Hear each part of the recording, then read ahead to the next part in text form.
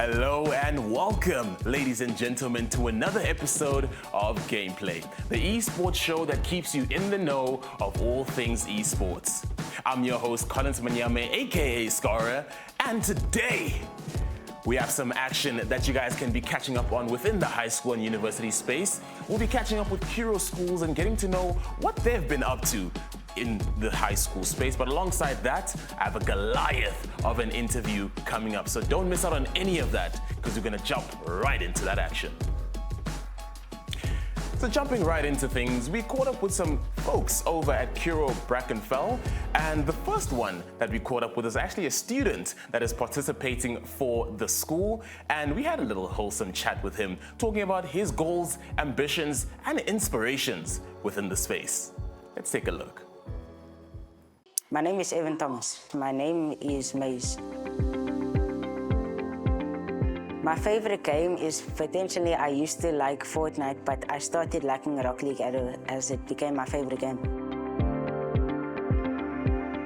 Yes, I actually do. I look up to Zen as he's a good Rocket League player that I really want to be like him.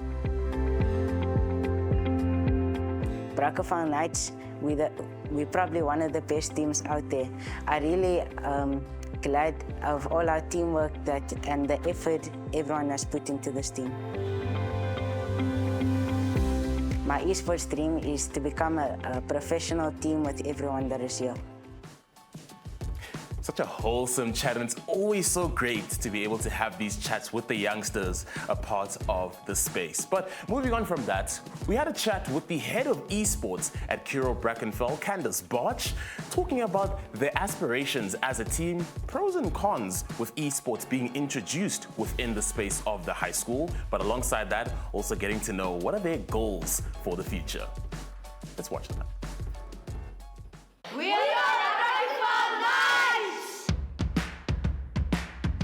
I'm Candace Barch. I am the head of esports of Curo Brackenfell.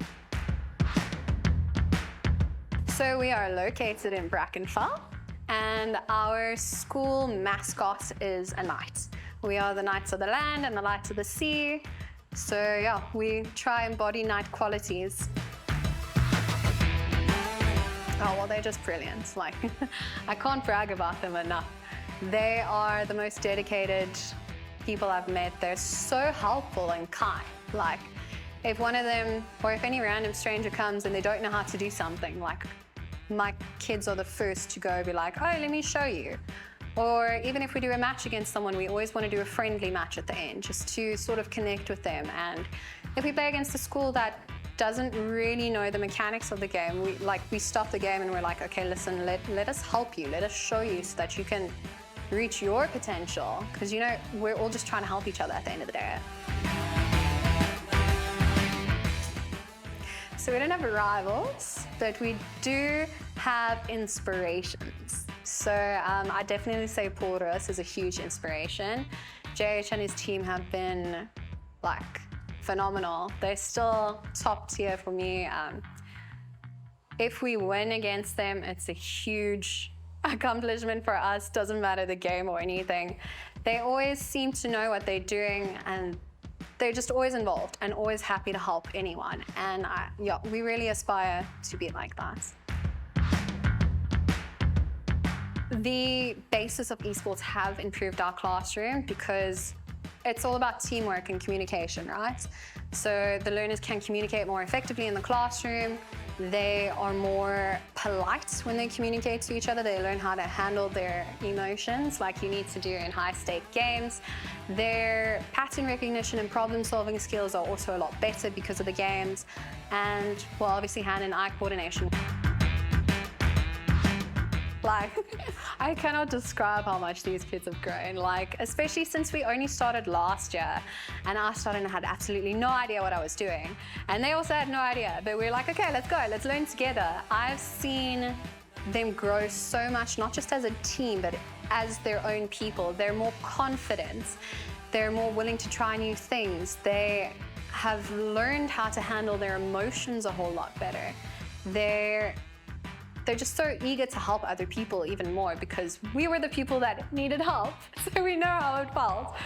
So yeah, each and every single one of them have grown it's like I can't describe how much in the time that we've done this. Our biggest challenge is definitely time, especially because we try accommodate the other sports. So our practices tend to end very late because obviously there aren't as many staff involved in esports as in most sports. So we have to accommodate each and every game, and we have about 5 games, and to try and find 2-hour practices for 5 games in a week when you can only start practice after 4 gets a bit challenging. So I just really want them to reach their potential.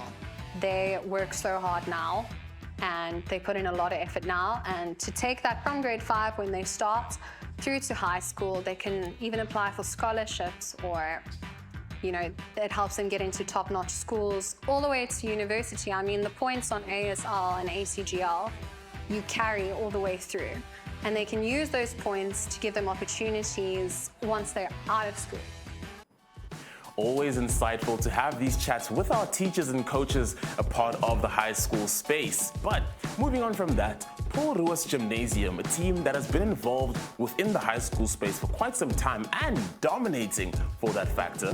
We had a catch-up session with them earlier this year talking about their trials that they held within the year, trying to finalize their teams, find their new leaders within these dynamics, but also talking about their year ahead and what they see going forward.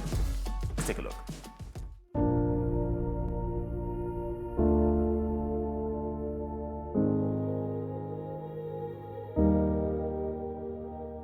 My coolest thing is probably winning the Comic-Con event, like 2 years back with my old friends. It's out of matric now. I would definitely be winning the finals of the league tournament last year for the school team.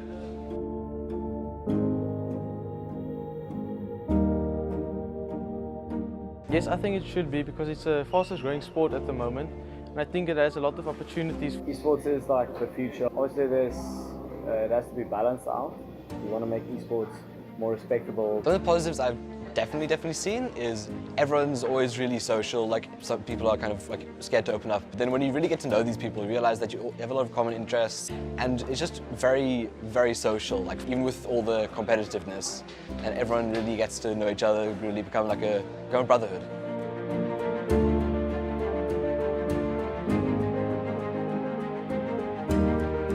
My goals for this year is to place top 4 in RLCS. Personally, my goals this year, I want to be a more consistent person. As a team, I want our team to be able to communicate better. Be dominant throughout the year.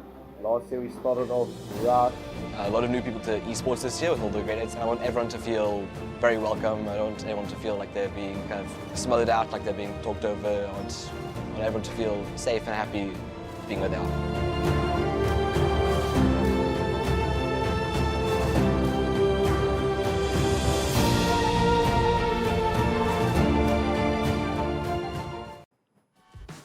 Always great to have a chat with the PRG family. Roos Gymnasium, definitely a team that I want to look out for in the near future, constantly dominating and showing out. But speaking on that, let's talk about some of the titles that are involved within the high school space. But high school esports, it's not just about some shooter games. Sometimes we also have some Minecraft action. Minecraft, one of the biggest and most popular titles amongst our primary and high school leagues. Here are some highlights which we have witnessed within recent time with the game at hand. Welcome to the Nitro ASL Build Battle. Schools were judged on 2 topics. Let's see what they got up to. Topic 1, Treehouse.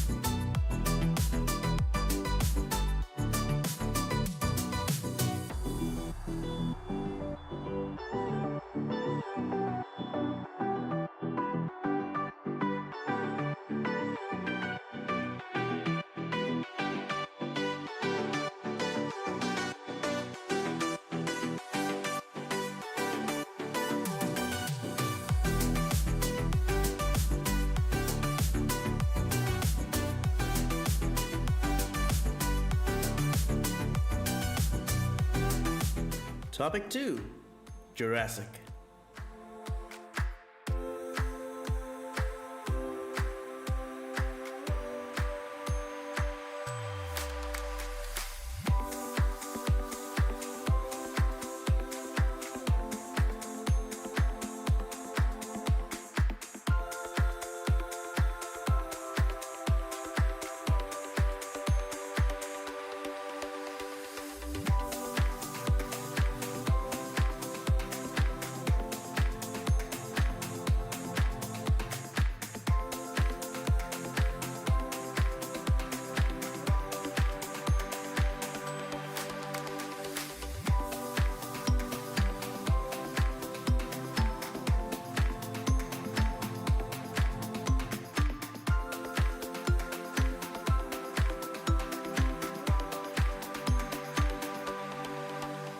What impressive and creative artworks these students created. Congratulations to you all.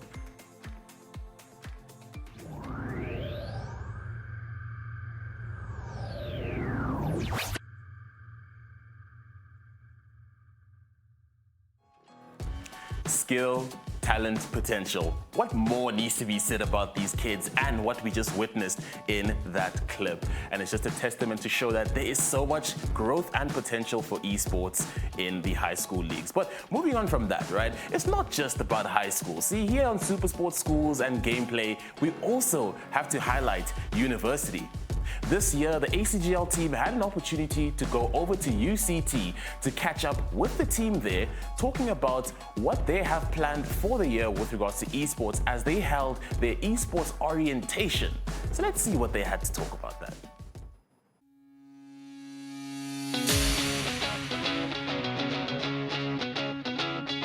My favorite thing to drink?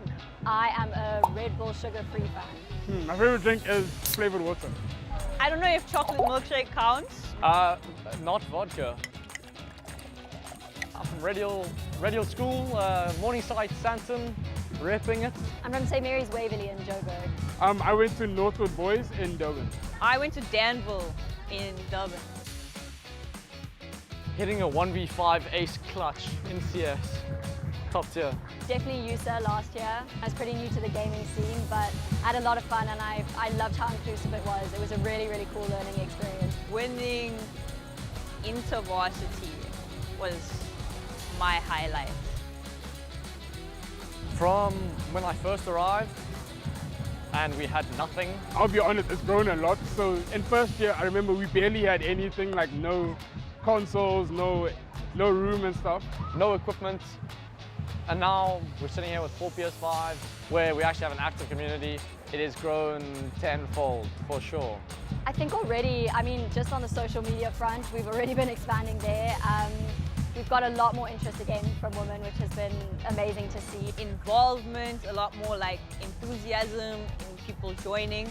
And I've just seen us grow so much, especially the women being involved. I've seen a lot more girls signing up and showing a lot more interest, which has been really fun to watch. So I came, there was an ACGL tournament. I went to the tournament, I played, I won, yes. I won the tournament, and from there I became a part of UCT eSports. So since then, we've purchased consoles, we've purchased PCs, we've built our eSports room, we've built like the whole eSports society at UCT is growing. I'm hoping to take UCT eSports kind of to the next level. I think that there is a great space, especially for women in gaming, that I would really like to explore. Probably to push inclusivity and push the women into the sport. Well, for the club, I really want to just grow the women's team. I think it can be quite intimidating as a woman to go into the gaming scene. But yeah, that's my goal, is to just sort of expand it a little bit more. Yeah, my goal would be ultimately to do well at USA. So like the big tournament for us is USA, and it's a chance for us to showcase how far we've come, how good our team is compared to everyone else. I started gaming from a very young age, from like waking up from a nap at like 11 p.m, going and watching my dad play Assassin's Creed, and then that probably kick-started it. I think that it really is an opportunity to grow, to succeed, and to also meet new people and create a new community, which has been really cool. Yeah. It has impacted people's lives in terms of academics. So when they come to like esports, especially on Fridays, like the FIFA players, we play the most. So when they come through, it's like after a long, stressful week of academics, it's a chance for them to de-stress, to like let go and just enjoy themselves playing FIFA. You guys work on Rocket League too much. I don't like you for it. Just remember who's stellenbosch in FIFA. Just remember. Mighties, you might have won overall last year, but we're coming for you this year, 100%. We're coming for you. Stellenbosch, enjoy second place.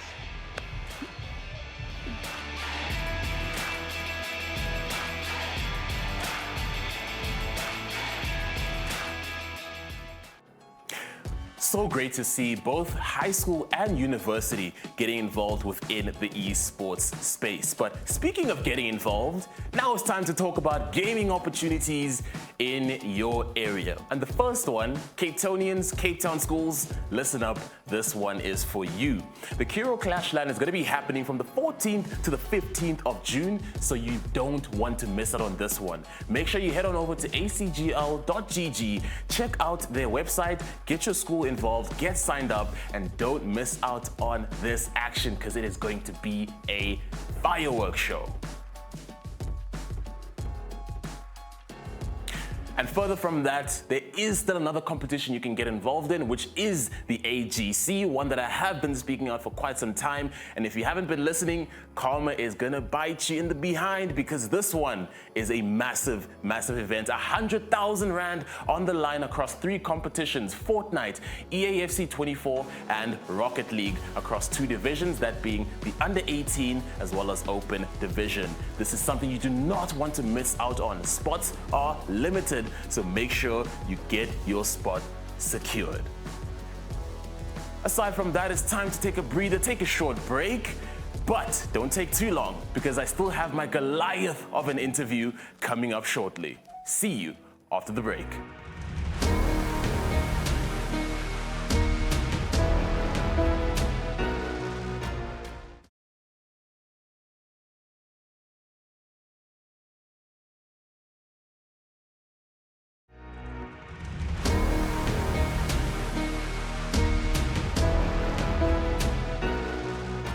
Welcome back, folks. It is time for our game chat. So before my break, I did say I'm going to have some special guests that I'm going to be chatting to, and now is that time. Introducing my special guest first, Tulani Lighters Sishi, as well as Julio Beast Bianchi from Goliath Gaming. How are we doing today, gentlemen? Fantastic, can't complain. Thanks for having us. Yeah, no, it's always an honor and a privilege to be here. Absolute pleasure. But you know, just a little insight into who they are. Goliath Gaming is a premier esports organization competing at the highest level, setting the standards for excellence and success over multiple titles, most notably in CSGO, FIFA, and Street Fighter. They've won countless titles and journeyed across the world, not only representing South Africa at numerous events, but showing out while doing so. They've been kicking for 7 years and counting with no signs of slowing down. Gentlemen, what a journey it's been though so far. Oh, you painted the picture really nicely, so thank you for that. But yeah, it's been an amazing, crazy journey with fantastic people, fantastic players, as well as the community always behind us, supporting us. So yeah. It's beautiful. But for people who don't necessarily know Goliath Gaming or maybe want an idea and are watching now for the first time and want insights, you know, give us a bit of insight on who Goliath Gaming is and what you're all about. So, in plain and simple, it's a multi-gaming organization. So just to compare it to, let's say, the likes of the Lions, the Sharks, or cricket team, we facilitate players, help them develop, help them grow, help them just to reach where they want to be in terms of, you know, how far can you stretch out your individual talent, your skills, and we've, you know, incorporated a lot around the actual competitive space. So high performance coach we've brought in. We make sure we are partners, always supplying us with high-end equipment to make sure there's 0 excuses for them.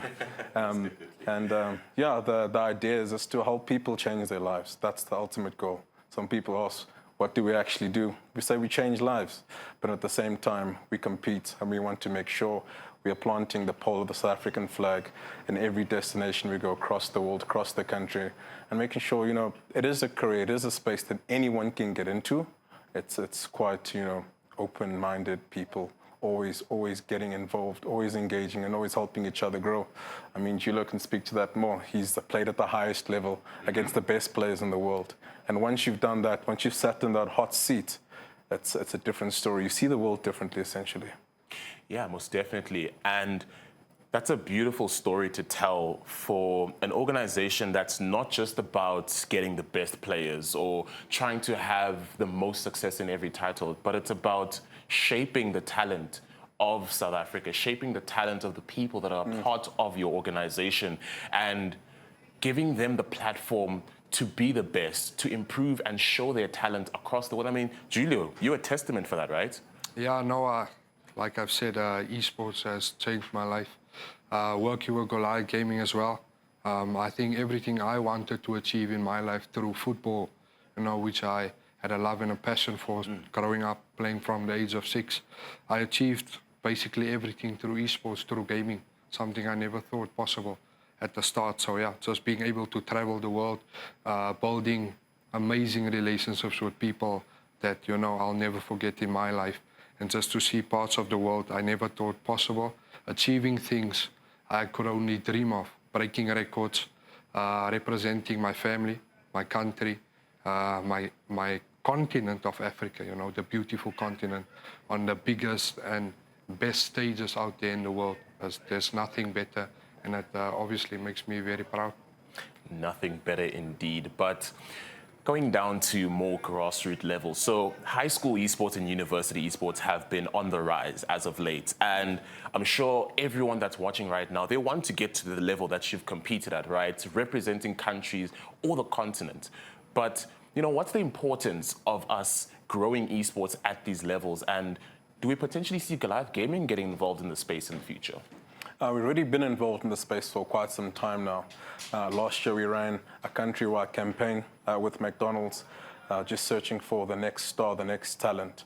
We went from Cape Town to Pretoria to Johannesburg at each McDonald's store activations, and we found about 4 players out of that, so about 400 entrants who came and participated, engaged with our players, and just got to know what esports is, what the space is, and what they can get to in terms of their talent. And from there, our academies, it's going quite strong. We signed a kid, we signed Hamza, who's in high school at the moment.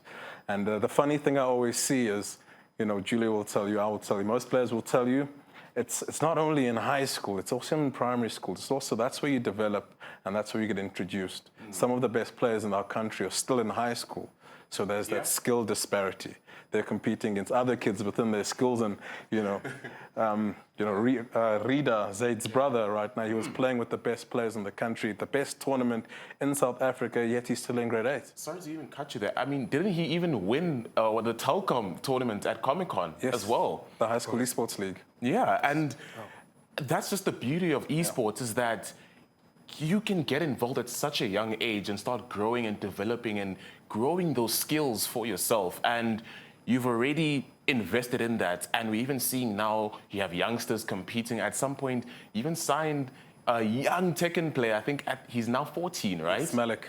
Malik. So it's beautiful to see that there's so much value investing in these sort of spaces at a very early time, because these are the next generation of esports locally, and we see that every single day. As you said, we still have high schoolers who compete at the highest level and are some of the best players locally. Yeah, the main point is to take away all the barriers to entry for high school students, whether it's infrastructure, whether it's connectivity, whether it's devices, whether it's just the competitive landscape and knowing where do I go to compete, how do I compete, is it a tournament, is it a league?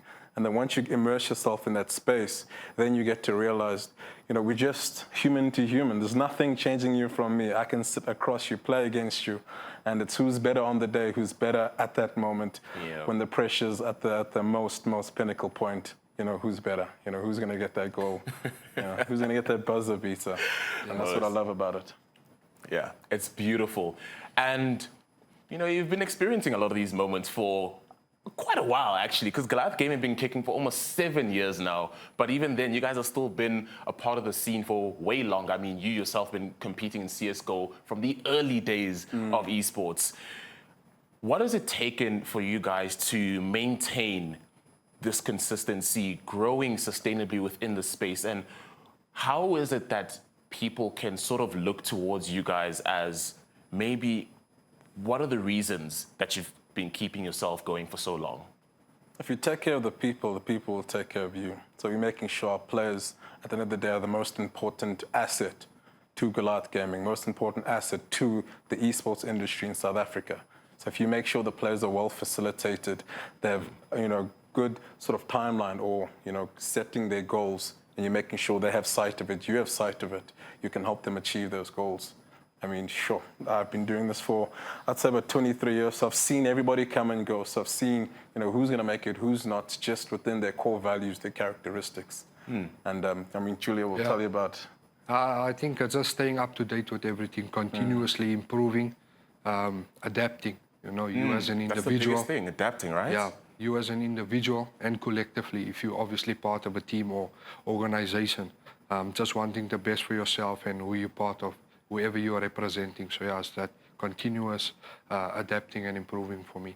I think that's the biggest thing to take note of is adaptability, but also flexibility. Correct. Because esports is a space where there's constant change. The meta is almost always changing, especially in the games that we compete in. The sort of marketing strategies that you utilize to grow yourself as an organization, it's always changing. So it's also making sure that you stay on the ball with that. And I mean, that could be a reason as well as to show why you guys are always at the highest levels, because there's a bit of flexibility, there's a bit of adaptability, and you're always making sure you're keeping up with the trends or you're staying up to date with everything. Yeah, of course, I can definitely support that, and it's a fantastic point because people, obviously gaming, esports is great, you love it, it's fun, but if you want to stay at the top, the most important thing is consistency. Yeah. And like you said, FIFA changes every year, for example. It's a game I play, it's a game I love.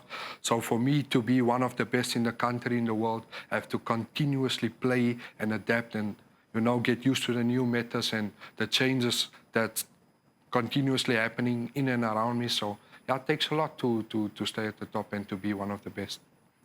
Most definitely. And speaking on that, actually, going into my next question. So one of your boys, Zaid, he's going to be flying to Sweden soon enough to be competing in the Winter DreamHack qualifier for EAFC that will lead him potentially to the Esports World Cup. And Julio, you yourself are no stranger to the international stage. What piece of advice would you give to students who are potentially striving to get to where you are right now, or maybe are seeing what is happening and feel inspired and want to get involved? What piece of advice would you be giving these students? Yeah, firstly, I think it's dream big. You have one life. I thought of it like that. You want to make an impact now. And most of the times in our lives, you get that one opportunity. Some people may be lucky to get more than one, but you need to be ready when it comes. You need to be prepared to grab it.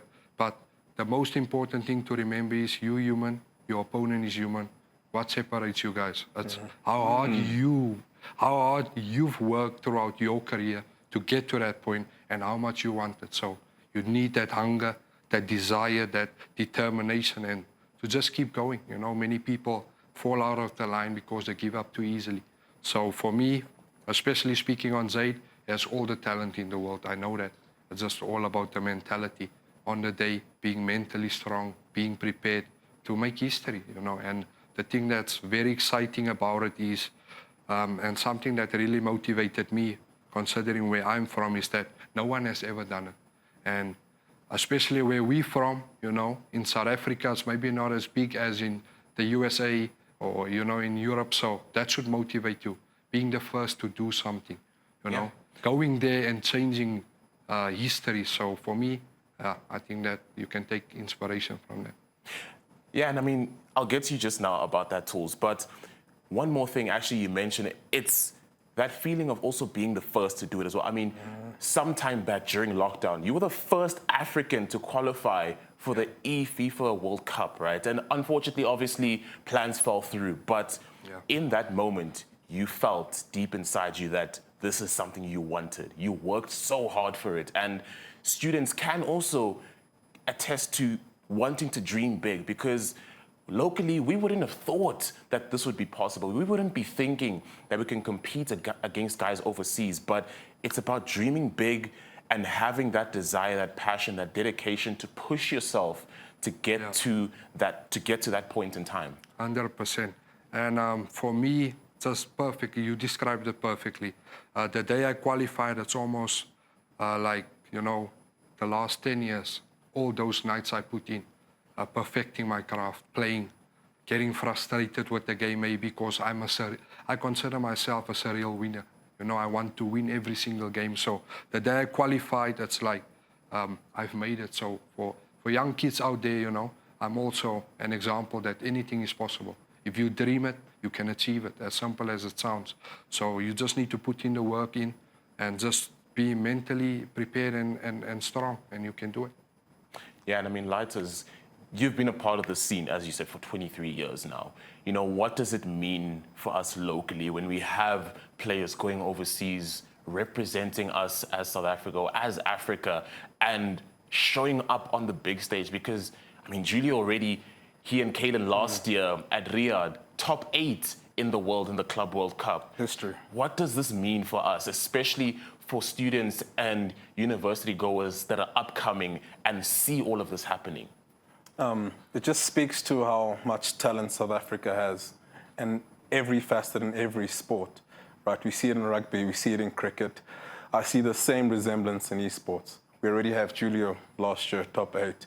We had Jabi beating Takira, one of the world's best Street Fighter players. I mean, we have Callum and Farouk who travel regularly to go compete in overseas tech and events. So the talent is there, right? The ceiling's there, but we need the grassroots and the foundation to keep growing, keep developing.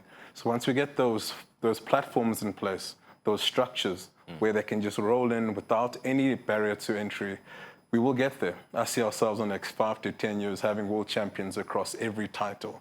But we need more organizations, more TOs, more support. All the schools need to have the infrastructure for the players, for the students to be able to compete and realize their dreams. So that's just, you know, Goliath just doing our part. Right? There's only so much we can do, but we're going to keep fighting for the players, keep fighting for the community, to be able to send players overseas and go compete against the world's best. Because once they see us there, there's a certain respect they have for us, just to see that South African flag. Because they know we've done it in rugby, right? We've done it in cricket. So they know about our country, they know how much passion we have for competing and for competitiveness and just for sport. So, you know, I mean, the world is our oyster, and yeah, I always say, high tides raise all ships, and yeah, everyone does their part. We'll get there. Give it time. And also, I think just very important, when I went pro and when I've achieved everything I've achieved, I consider it late. So I could have started way earlier. So students nowadays, with everything we've done, with Tulani's generation as well, it has opened so many doors for young kids, you know, for the youth. So I think the next generation, if we start them early, they will have way more opportunities. They will make way more history. And like Tool said, I believe we will have world champions soon. You know, you say that, and it just gives me chills as I think about it, because when you understand just how much work has been put in from, as you said, from your generation, from your current generation now, and looking into the future, you understand just how true that is. Because already it's those little things, Jabi beating Takedo, one of the best in the world, you guys making it top 8 in the world, having 2 teams from South Africa qualify for the Rocket League World's Championship, right? It's these little stepping stones, slowly but surely happening, and that growth is there. And slowly but surely, as you said, we will be seeing those champions coming through. Yep, 100%. Yeah. But yeah, ladies and gentlemen, that has been my game chat, and we have nothing further to speak on. Everything has been spoken about. But thank you so much for joining me. It's been an absolute pleasure, gents. Thank you so much. It's been an absolute honor. But that has been our game chat for today. Thank you so much for joining us on Gameplay, ladies and gentlemen. We will catch you next week, Tuesday, same time, same place. So do not miss out, because once again, I always have something cooking for you. Take care, gamers. Stay safe. If you want to keep up with the Goliath Gaming team, you can catch them on all social platforms at Goliath Gaming ZA. But I have been Curo. This has been Gameplay, and we'll see you in the next one. GG's.